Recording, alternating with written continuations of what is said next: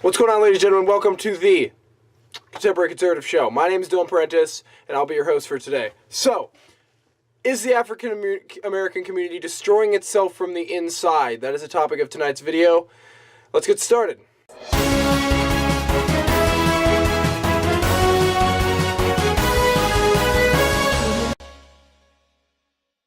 Alright, we're bringing Bill Burns in tonight. How you doing?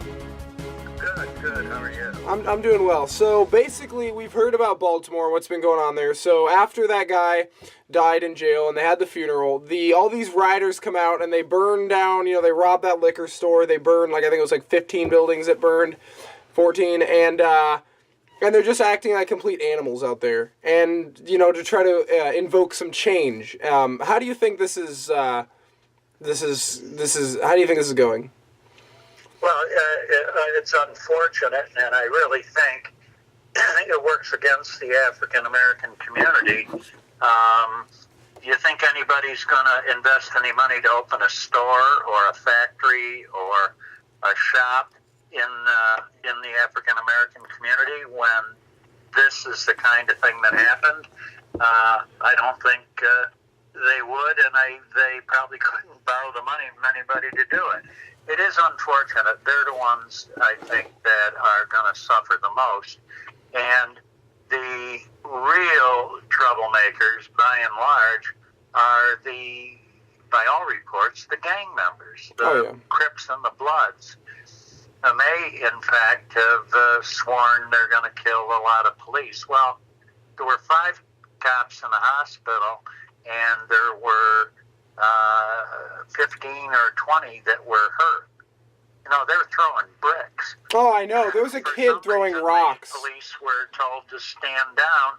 They were standing down the street, lined up, watching them loot the CVS pharmacy. I don't understand. It was ridiculous. And, and I agree that we need some sort of education because these communities, these African-American communities, when you're not promoting education or knowledge or anything like that to the communities, people tend to get a bit more, tend to get into the gang violence of life and everything like that. So I do think that we need that. But I also think that the best way to stop these problems is to crack down on the riots as soon as they break out. Like, we usually allow these to go on for far too long before we do anything about it. Like, Ferguson, before we really stepped in and did anything about it. I mean, it was huge.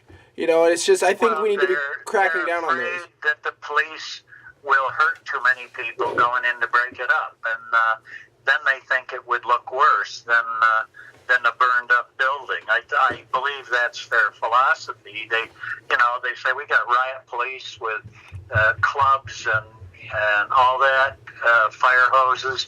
We could go in and break it up, but we'd hurt a lot of people doing it, and then it'd look even worse. The interesting thing about Baltimore is, while it's about 60% African American, the police force is more than 50% black. The mayor, and the mayor and 2/3 of the city council are African American, and when they say better than half the police force. Yeah, and so it's basically, as Bill O'Reilly said, it's basically the African-American community destroying itself. Like, the failure of black leadership in the African-American communities is what's basically destroying these communities and it's making it almost impossible for, most of these, did you see that video of that mom who came out and, punched her kid because he was... just interviewed her, yeah. Oh, where, on Factor? On Riley, yeah. Oh, I didn't see... trying to get her to come on tomorrow. Oh, yeah, I'm definitely going to watch that. But I thought that was hilarious because that is something we need more of. We need more of that, because parents, she understood that rioting doesn't get you anywhere. Peaceful protests get you something. That's why Martin Luther King had so much more success than the Black Panthers. It's just, the peaceful rioting, people listen to that. The governments listen to that. When you go out and you kill, injure, or harm police officers, it doesn't help your cause at all. It really all it does is make everybody pissed off, and they just want to shut you down one way or another. Yeah, Obama finally made a reasonable statement about it. Well, he made he blamed didn't say anything up to today.